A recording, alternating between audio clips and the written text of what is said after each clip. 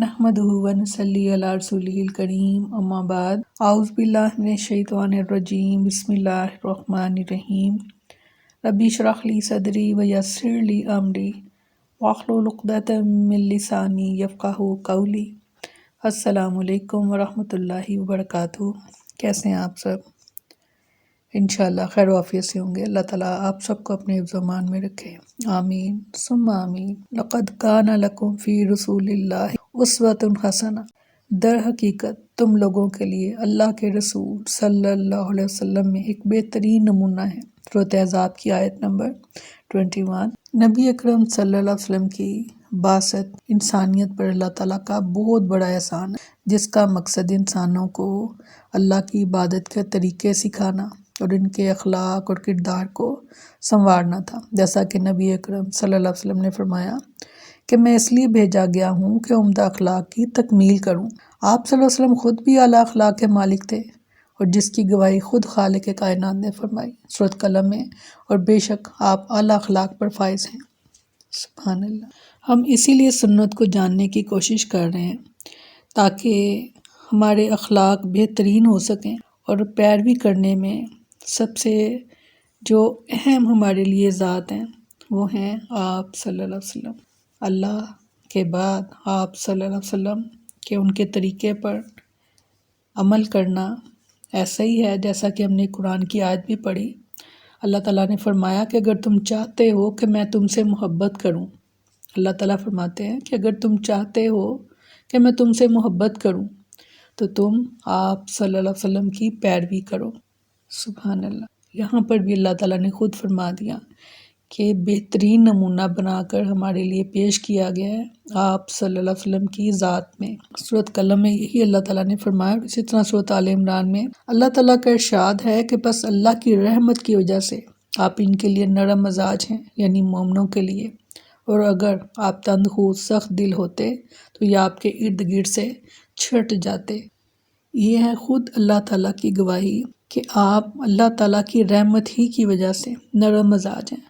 تعریف فرمائی ہے اللہ تعالیٰ نے خود آپ صلی اللہ علیہ وسلم کی کہ آپ نرم مزاج ہیں، کیونکہ ہمارے لیے نمونہ بنانا تھا اللہ تعالیٰ نے، تو اس لیے بہترین چیز جو نمونے کے لیے بنائی جاتی ہے وہ بہترین چیز ہوتی ہے، تاکہ اس کو دیکھ کر دوسری چیزیں جو تیار ہوں تو پھر ان میں کوئی کمی نہ رہ جائے۔ تو جب ہمارے لیے نمونہ بنایا جا رہے تھے آپ صلی اللہ علیہ وسلم، تو اللہ تعالیٰ خود ہی تربیت بھی فرما رہے تھے۔ فرمایا کہ اگر آپ نرم مزاج نہ ہوتے تو پھر یہ لوگ جو ہیں جتنے آپ کے ارد گرد جمع ہیں یہ یہاں جمع نہ ہوتے۔ اللہ تعالیٰ نے فرمایا، اور پھر آپ صلی اللہ علیہ وسلم نے خود بھی فرمایا کہ سیدنا ابو ہریرہ رضی اللہ عنہ سے روایت ہے کہ رسول اللہ صلی اللہ علیہ وسلم نے فرمایا کہ بے شک میں اچھے اخلاق کی تکمیل کے لیے بھیجا گیا ہوں۔ بھیجے ہی اس لیے گئے کہ ہمارے اخلاق کو سنواریں۔ ہم پیچھے لیکچر میں سنتے ہوئے آ رہے ہیں کہ کس کس طریقے سے صحابہ کرام جو تھے وہ پیروی کیا کرتے تھے۔ یہ جاننے کے بعد اب ہمارے لیے عمل کرنا جو ہے وہ بے حد آسان ہو جائے گا۔ ہمیں ایک طریقہ کار پتہ چل گیا کہ طریقے میں فرق تو کیا بلکہ وہ الفاظ میں فرق بھی پسند نہیں کرتے تھے۔ جیسے کہ ہم نے حضرت عبداللہ بن عمر کے بارے میں وہ حدیث آپ کو یاد ہوگی کہ جس ترتیب سے آپ صلی اللہ علیہ وسلم نے فرمایا وہ ترتیب بھی بدلنا پسند نہیں کرتے تھے۔ اگر اب ہم تک سنتیں پہنچیں گی تو امید ہے کہ انشاءاللہ ہم اس پر بہترین طریقے پر عمل کرنے والے بن سکیں گے انشاءاللہ۔ پہلے اللہ تعالیٰ نے تعریف فرمائی، پھر آپ صلی اللہ علیہ وسلم نے خود اپنے بارے میں بتایا۔ اب ان کے صحابہ جو ہیں، سیدنا انس بن مالک رضی اللہ عنہ سے روایت ہے کہ رسول اللہ صلی اللہ علیہ وسلم لوگوں میں سب سے زیادہ اچھے اخلاق کے حامل تھے۔ اب ان کے صحابہ کی زبان سے تعریف جو ہے وہ کی جا رہی ہے۔ سیدنا ابو ہریرہ رضی اللہ عنہ سے روایت ہے کہ رسول اللہ صلی اللہ علیہ وسلم نے فرمایا، مومنوں میں سب سے زیادہ کامل ایمان والے وہ ہیں کہ جو اخلاق میں سب سے اچھے ہوں۔ سیدنا ابو درداء رضی اللہ عنہ سے روایت ہے کہ میں نے نبی صلی اللہ علیہ وسلم کو فرماتے ہوئے سنا کہ میزان میں حسن اخلاق سے زیادہ بھاری کوئی چیز نہ رکھی جائے گی، اور یقیناً اچھے اخلاق والا شخص روزے دار اور نماز پڑھنے والے کا درجہ پا لیتا ہے۔ اس لیے اچھے اخلاق کے لیے اللہ تعالیٰ سے دعا بھی کیا کریں، اللہم انی اسألک حسن الاخلاق، اللہ تعالیٰ ہمیں اس نے اخلاق سے نوازے، آمین ثم آمین۔ اچھا اخلاق جو ہے وہ مومن کی شان ہے، کیونکہ کوئی مومن ہی سنتوں پر عمل کرنے والا بنے گا انشاءاللہ، کیونکہ منافق اس طرح کی جو عادات ہیں، خصائل ہیں، وہ ان میں نہیں پائے جاتے۔ خود آپ صلی اللہ علیہ وسلم نے فرمایا کہ سیدنا ابو ہریرہ رضی اللہ عنہ سے روایت ہے کہ رسول اللہ صلی اللہ علیہ وسلم نے فرمایا کہ 2 خصلتیں منافق میں جمع نہیں ہو سکتی، اچھا چال چلن اور دین کی سمجھ۔ یہ 2 چیزیں کسی منافق میں جمع نہیں ہو سکتی، جبکہ مومن میں وہ حسن اخلاق جو ہے وہ پیکر ہوتا ہے ان چیزوں کا۔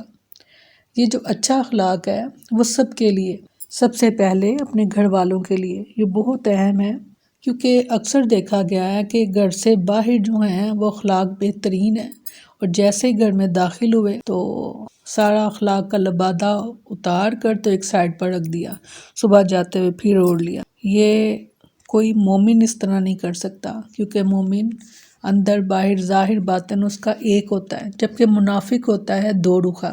تو ان چیزوں کو جو ہے وہ بہت زیادہ اس پر اہمیت اپنے آپ کو دلائیں کہ سب سے اچھے اخلاق کا جو حقدار ہیں وہ ہمارے اپنے گھر والے ہیں، جیسے والدین، اس کے بعد شوہر کے لیے اس کی بیوی، بیوی کے لیے شوہر، پھر ان کے بچے، بہن بھائی، رشتہ دار، ہمسائے، ملنے جلنے والے، ان سب کے ساتھ اچھے اخلاق سے پیش آنا اشد ضروری ہے، کیونکہ یہ ہم امت محمدیہ ہیں، ہم ان کی امت میں سے ہیں کہ جن کے اخلاق کی جو گواہیاں ہیں اللہ تعالیٰ خود دے رہے ہیں کہ بہترین اخلاق کے۔